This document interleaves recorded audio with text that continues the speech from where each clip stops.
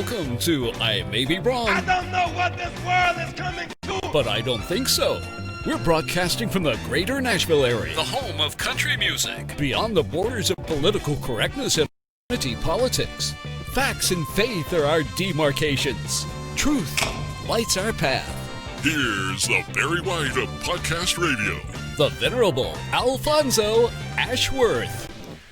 Well, welcome to another episode of I May Be Wrong, but I don't think so. Of course, I'm Alfonso Ashworth. This is another exciting episode. Of course, you see me wearing a different cap this week. Every time I wear a different cap, it normally reflects my state of mind. I'm wearing my Ruger cap. If you're not familiar with Ruger, it's a world-famous firearms maker, and I love that firearms, and that's something that I love to exercise in. My Second Amendment right, of course, protects my First Amendment rights. Of course, we got a great show for you this episode. I'm glad to have back on my friend Stanley Levy. I got him sitting in the queue. We're going to bring him on in just a minute, and we're going to dig right into what's going on. He's got a lot to say. I'm going to listen, and I want to hear what he's got to say about what's going on with this riot, what's going on with the media, what's going on with everything that he talks about. Now, if you have not heard Stanley Levy with Black Man Thinking, you need to check him out. You can find him, of course, I find him on Spreaker.com. Of course, if you go there and type Stanley Levy and Black Man Thinking, he'll just pop right up, and you can find him on Monday evenings. I listen to him every Monday afternoon or evening when I get a chance. But, of course, I have him on today, and I'm excited to have him sitting in the queue. But we're going to get right into this because it's only a 30-minute episode. So I want to get right into what I want to talk about. Stanley Levy with Black Man Thinking. Welcome back to the show. How you doing, sir? I'm doing good, Al. Hope everybody out there is, staying safe and staying aware. But I'm doing great. Yeah. You know, of course, we're listening. Everybody's listening in on this, either on my Facebook page or on YouTube Live or on my website. I see that Will Addison has joined us, and he's in. You know Will. Of course, he's chiming in today. Probably want to listen to what we got to say. Thank you for joining us, Will. Anybody else that has a comment, if you got a question for my guest, you can do so on Facebook Live or YouTube Live or from my website, and we'll get that in. Stanley, I thought two weeks ago, we were all convinced that we had to be in lockdown. We could not be out protesting. We could not be going to wherever we needed to go without a mask, keeping our social distance. What happened? How did the switch get flipped? What happened? Well, the simple thing is they couldn't sustain that in the minds of the American people. That's really what it came down to. From my perspective, there was a rally that was held in Sacramento. I live in California, and Sacramento being the capital. I actually attended that. I don't normally attend political events, but I went to this one, and it was a protest against the state being in lockdown. Very, very well attended event. Of course, it was peaceful. It was protest. It was peaceful. Nobody tried to burn the Capitol building or anything like that. But when you got to that point, after Michigan had last month, I believe, back in April, they had gone and had their peaceful, loud but peaceful protest in their capital. It was becoming apparent that the American people were no longer going to accept this endless lockdown. As a result, you had to come up with something else. And how interesting to me that on Memorial Day, although I think that may or may not have been coincidental, we dig up an event, and I do mean dig up. There's nothing to this. The George Floyd thing is about I'll put it this way: George Floyd will be as significant to us in 12 months as Sandy Hook. And who's talking about Sandy Hook anymore? Nobody. Exactly. George Floyd didn't matter, never did matter, was never going to matter. but the left needed something to give them the opportunity to continue to keep America off balance, and particularly to keep the economy from regaining traction. We had gone from the virus. We now know, at least most people who are actually paying attention know, that the virus was nothing. Now, when I say it was nothing, it wasn't. Well, was it real? Yes, it was real. Was it dangerous? No more dangerous than the flu. Correct. We're now finally getting to the point where we understand the death rate is somewhere well less of 0.5%. Correct. It's down to where the flu was, and the argument, well, it happened so quick. The death rate is the death rate, no matter how quickly it happens. Doesn't matter. And once that got to the point where people are saying, well, if this is the case, it doesn't make sense for us to go ahead and continue to wear these masks, to stay 6 feet apart from people. Although you still have a significant portion of the American population that is so sheepified that they're going to continue to do that indefinitely. Right. But that it got to the point where small business owners and those who sympathize with them, they're pretty much of the same mind. Man, if it ain't real, why are we doing this? That became exposed. Exactly.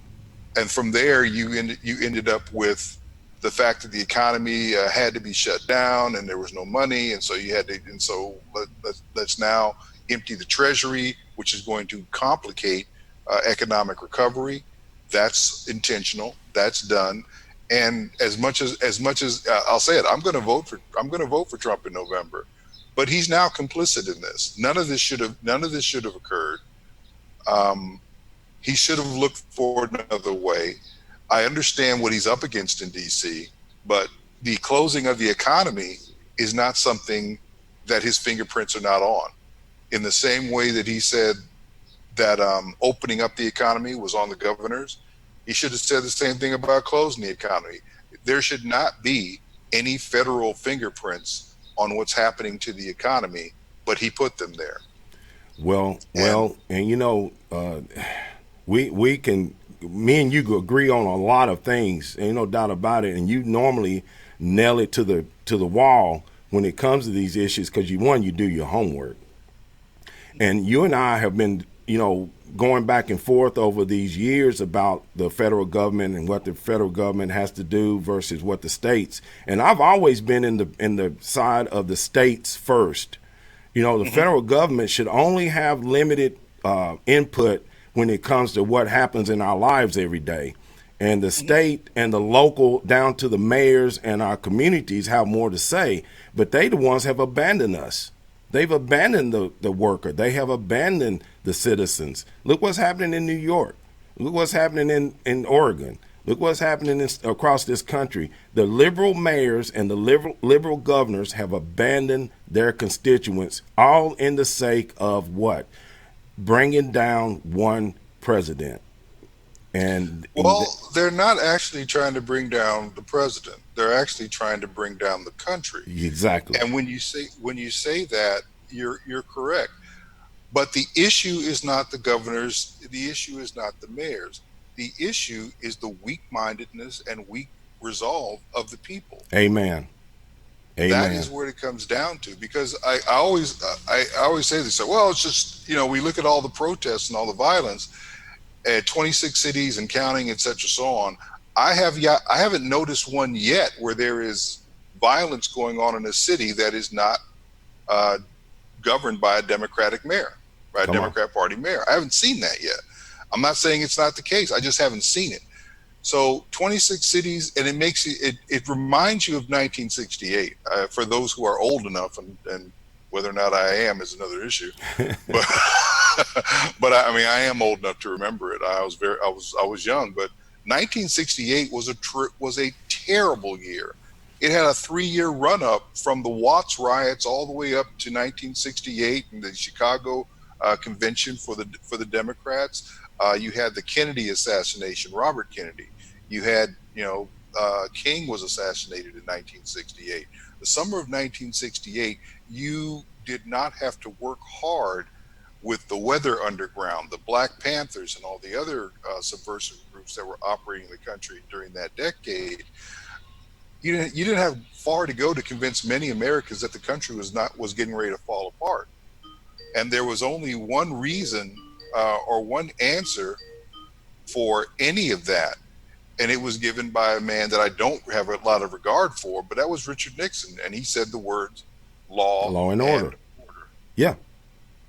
And once the American people heard that somebody did have an answer, the answer is not for us to abandon our values. The answer was to apply and enforce our laws, because our laws. I mean, I hear it and I just keep rejecting it. Our laws are not racist. Our laws are not oppressive. Our laws are what keep this society operating in a way that those who want to work within it can realize the benefits of the opportunities that this country has to offer. It is those who seek to disrupt, who are trying to deprive many, who are trying to take advantage of those opportunities. They are the ones who are oppressing the masses. They are oppressing the majority. We've already lost through the hoax of COVID-19. The virus itself was real, but all the actions taken in response to it were that was a hoax. Now we've gone through the lockdown because of it. That's another hoax. And now we're going into the violence, which has just made all those other things obsolete. Now we're not doing social distancing anymore. I don't see a whole lot of masks being worn anymore. All of a sudden, all of that is forgotten, because now this is an even more direct attack on small businesses. Where's Dr. Fauci and Dr. Birx and the World Health Organization? They are now where they should never have been pulled from. They are in the peanut gallery. Right. And the interesting thing about, I listen to people talk about Fauci. Fauci's been in the government for 36 years. Was brought in to help do something about the HIV/AIDS problem. And what the heck's been done in 36 years? Nothing. In 36 years, we've had 36 cycles of the seasonal flu. Please explain to me why we still don't have a vaccine that is even 50% effective. This year is 46. Last year it was 29. I think one year was 19, which was basically no effect. That's nothing. And so if that's what you're doing, and we know these vaccines contain some different agents and dangerous elements. Yes.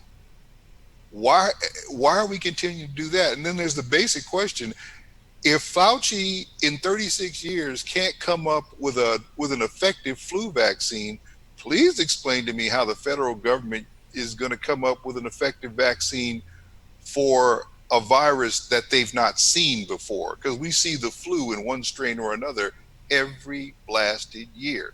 He's failed for 36 years to protect anyone from anything. Well, he's just another bureaucrat. He's just another bureaucrat. Okay, let's get on to, because we got a limited time. Let's talk about Joe Biden. Let's talk about Uncle Joe. Where's he at? Well, anybody seen Joe? I haven't seen Joe. Of course, we know recently Uncle Joe went on a show called The Breakfast Club. Oh yeah, of course he made that statement about if you don't vote, if you don't know the difference between voting for him and Trump, you're not black. And of course he's gotten away with that, because now he showed up in a church yesterday and made another speech that was almost, to me, as degrading or talking down to black people in a lot of ways. And, of course, what do you think the black community, and I know you've got a lot of opinions on this, but what is wrong with the black community as a party, as the political party, the Democratic Party? What has got the black community so mesmerized with the Democrats? To be honest, you had to go back and look at the black female.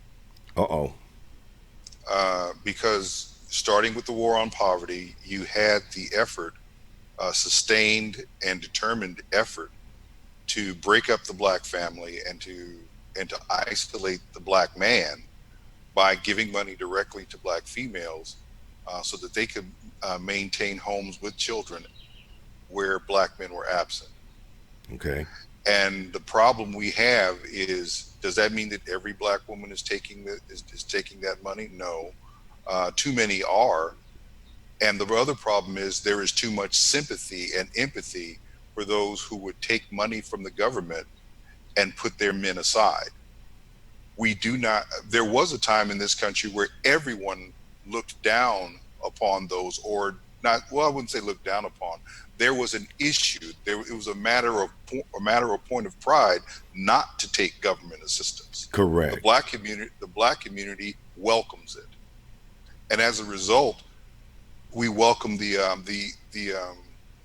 collateral damage that comes with it. And the collateral damage in the case of black people has been the black nuclear family. We forget that in the 1960s, and this came out with the Moynihan report, the black illegitimacy rate was like 25%. And at 25% in the 1960s, that was considered a tremendous failure and a disaster. And that was just as they were starting to pump money into the black community through the female to break up the family and keep men out. Well, how successful has that effort been? We're now at over 77% illegitimacy. And I'm sorry for all those who want to try to blame black men for that. I keep saying the same thing. No woman in America becomes or remains pregnant because of a man. You have all manner of ways to prevent or unfortunately end pregnancy. So the idea that you have to have a bastard child is nonsensical. If you want to talk about, well, what about incest and rape? You mean the things that are less than 0.5% of the cause of all abortions in America? Correct. Miss me with that. This is a failure of character, and this comes down to the black community led by the black female. Remember something, when you go back and look at the civil rights movement, it's not that black women did not have positions of influence and strength, but that was not a female-led movement. Right. It was a church-led movement. Name the black movement today that is not run by females. Black Lives Matter, that's nothing but women. Homosexual women at that. Wow.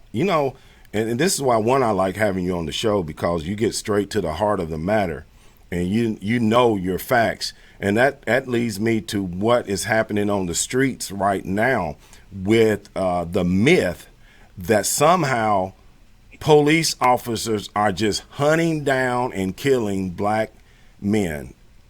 Clarify and clear this up for my audience for once and for all. Well, let's remember some things. First of all, on an annual basis, law enforcement will probably kill at most 200 black people per year. That's about half as many as the whites that law enforcement kills. So here is my question. Why is it being presented to the entire nation that only blacks are the ones who suffer police brutality? Police brutality or quote unquote extrajudicial death. That's not true. The other thing that people want to avoid is, see, once you take that filter off and start looking at it as the rainbow it is, led by white folks who are dying at the hands of police, then you start saying, well, this is terrible. No, it's not. The issue is what would happen to society if these people were not killed? Because in almost every case, it is the rare case, the very rare case, where the police officer involved broke the law. And at the end of the day, he's dealing with someone who likely did. Let's go back, and you can go back through a laundry list of people who've been pushed before us in the media, going to Trayvon Martin, you can go to Freddie Gray, you can go to Eric Garner, you can go to Philando Castile, you can go to Terrence Crutcher, you can talk about Keith Lamont Scott, Stephon Clark.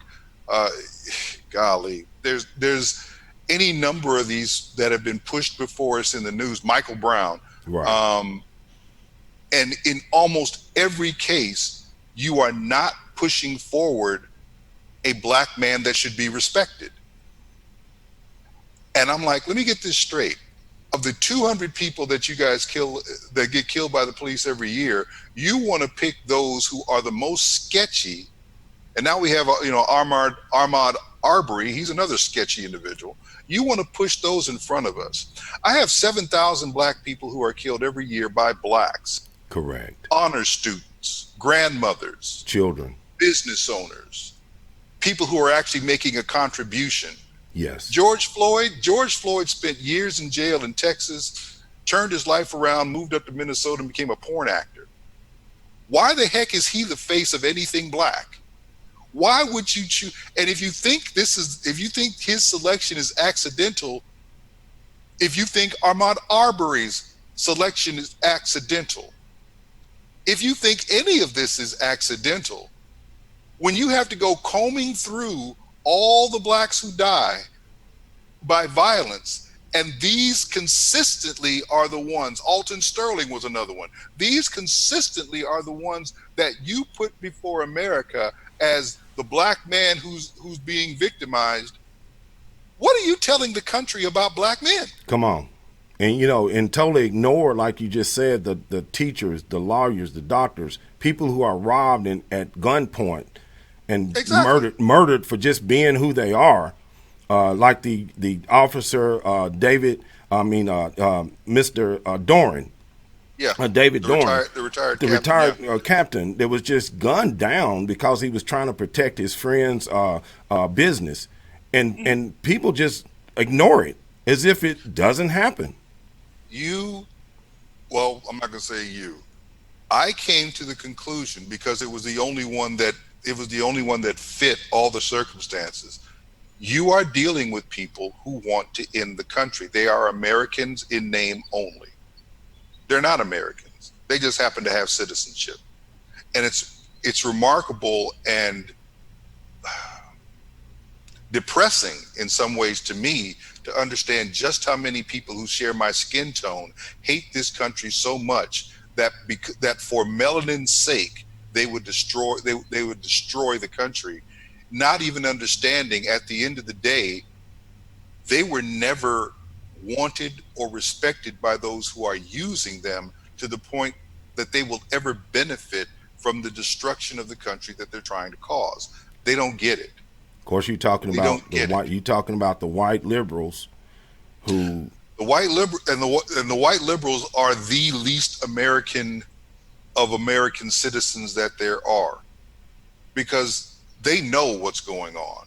They are the ones who are actually in league with George Soros.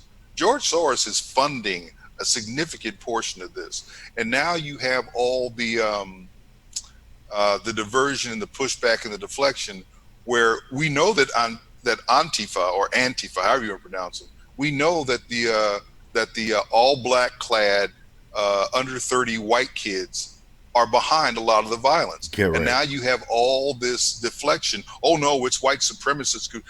White supremacist groups don't go into black communities and do anything.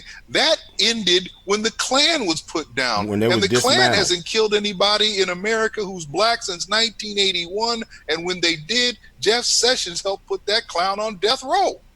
Correct. There's only 5,000 Klansmen in the United States. They don't do this. They march openly. They're not into the clandestine stuff. Why? They don't. That's not how they operate.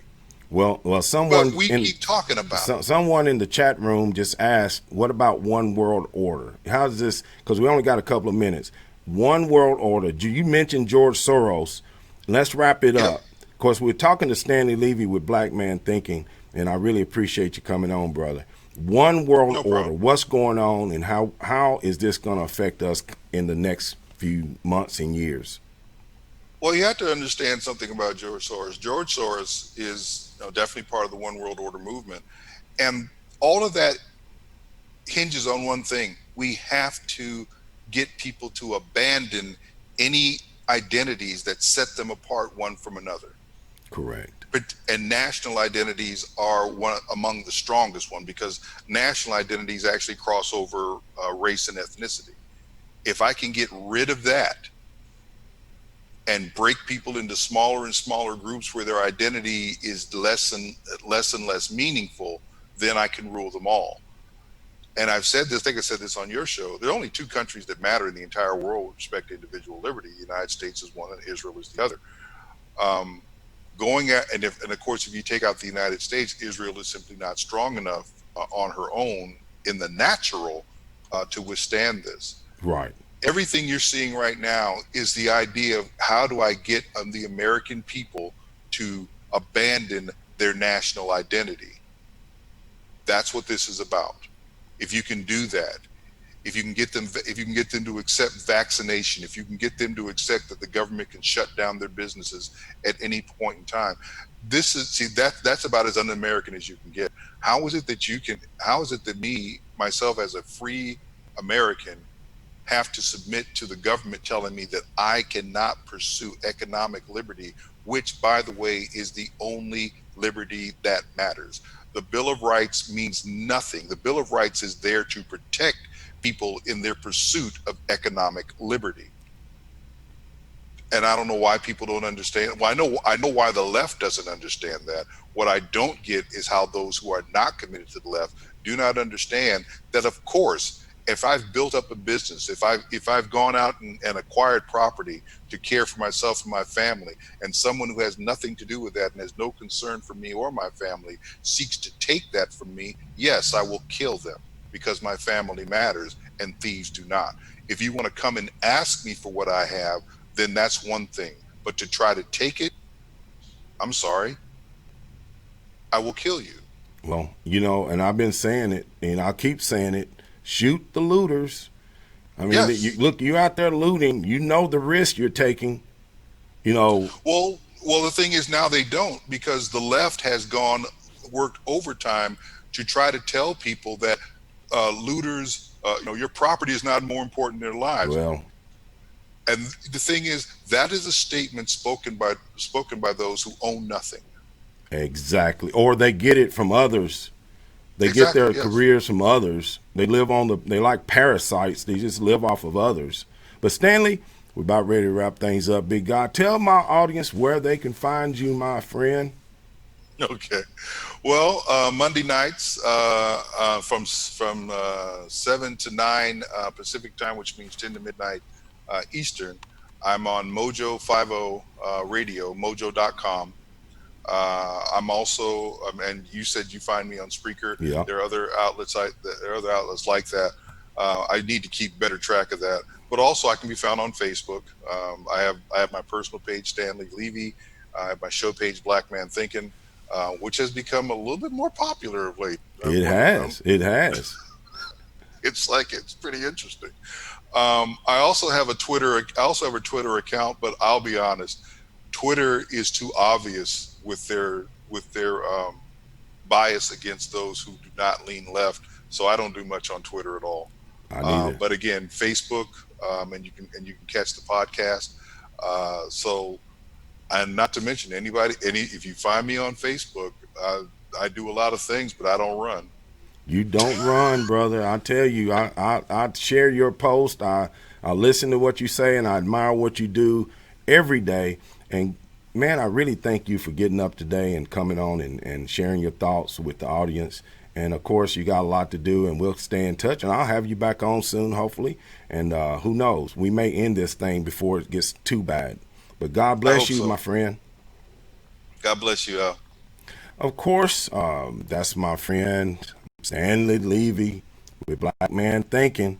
Of course, we getting ready to come up on the end of the show. I really want to thank everyone that has come in and chatted. I see Elf Wilson has been in on the chat. I see also that some others have chatted and made their comments in the chat room. Wilbert, thank you, Will. Appreciate it, my friend. Of course, as always, every week I want to tell you, no matter what's happening, God is on the throne. And I want to tell you, God bless you. God bless America. And of course, God bless our children. Peace. You've been listening to Alfonso Ashworth, the Barry White of Podcast Radio. Go forth and share his message. I may be wrong, but I don't think so.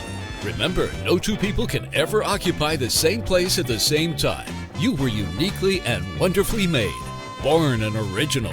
Don't die a copy. God bless. Peace.